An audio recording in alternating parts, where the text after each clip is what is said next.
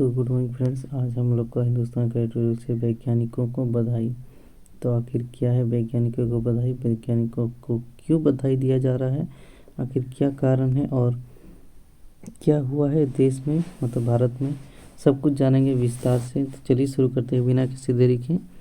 क्या बोल रहा है ध्यानपूर्वक सुनिएगा और समझिएगा। तो बोल रहा है कि एक ऐसे समय में जब अनेक वैज्ञानिकों के Indian space research organisation ISRO छोड़ने की खबरें सुर्खियां बटोरने लगी है, देश में निजी क्षेत्र द्वारा विकसित ऑर्बिटल रॉकेट विक्रम-1 का सफल परीक्षण एक आहतकारी सूचना है। मतलब बोल रहा है कि एक निजी क्षेत्र में क्या हुआ है कि ऑर्बिटल रॉकेट विक्रम-1 को सफल परीक्षण किया गया है, जो कि सफल रहा। तो शनिवार 18 जुलाई को आंध्र प्रदेश के श्रीहरिकोटा लॉन्च पैड से इसे छोड़ा गया और इसने भारतीय अंतरिक्ष विज्ञान के इतिहास में एक नया कीर्तिमान गढ़ दिया। एक ऐसा कीर्तिमान जो हमारे अंतरिक्ष कार्यक्रमों की उन्नति, हमारे वैज्ञानिकों की बेजोड़ काबिलियत और निजी क्षेत्र की अपार संभावनाओं से जुड़ा है। अमेरिका और चीन के बाद भारत तीसरा ऐसा देश बन गया है जिसके निजी क्षेत्र ने अंतरिक्ष की दुनिया में सफलतापूर्वक कदम रख दिया है।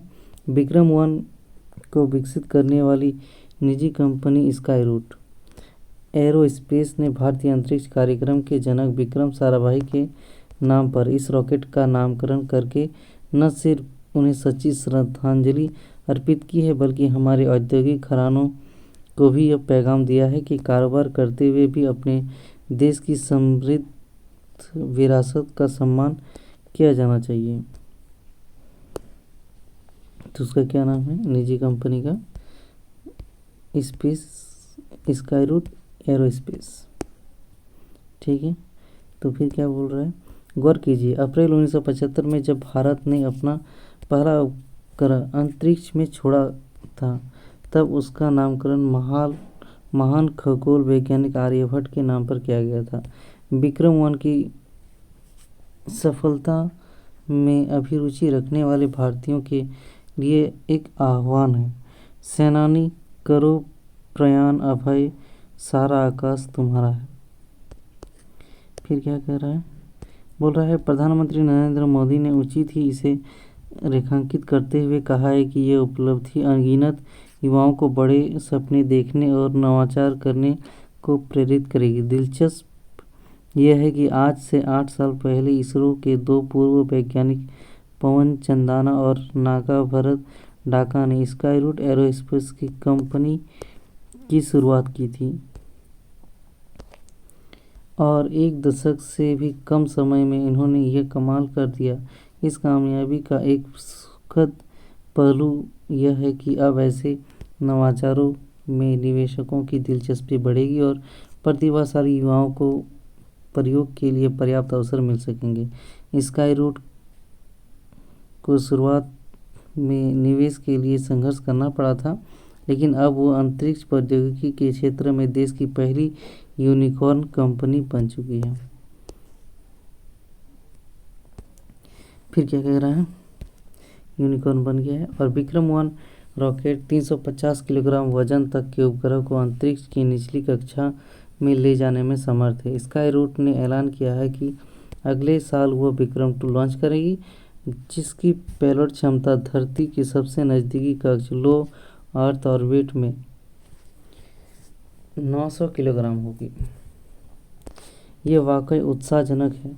यूँ तो इसरो ने साल 2019 में ही उपग्रह लॉन्च करने की व्यावसायिक सेवाएं देनी शुरू कर दी थी और उसने विभिन्न देशों के सैकड़ों सैटेलाइट लॉन्च किए हैं, मगर साल 2023 में केंद्र सरकार ने जो नई अंतरिक्ष नीति जारी की थी, उसे एक नए युग की शुरुआत कही जा सकती है।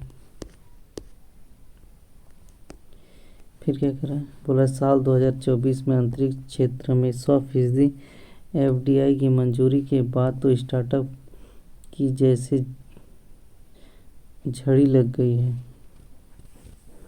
इस क्षेत्र की संभावना को देखते हुए यह स्वाभाविक ही है। हालांकि निजी क्षेत्र को बढ़ावा देते हुए सरकार को यह भी सोचने की ज़रूरत है कि आखिर इसरो से प्रतिभाएं क्यों पलायन कर रही है। हमारे देश में वैज्ञानिक प्रतिभा की कमी नहीं है, फिर भी सरकारी इदारों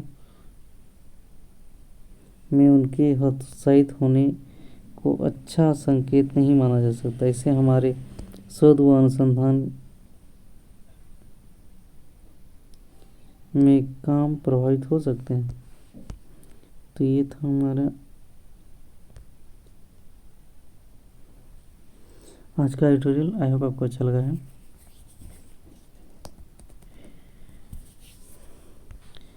तो चलिए आज के लिए इतना रखते हैं। Thank you.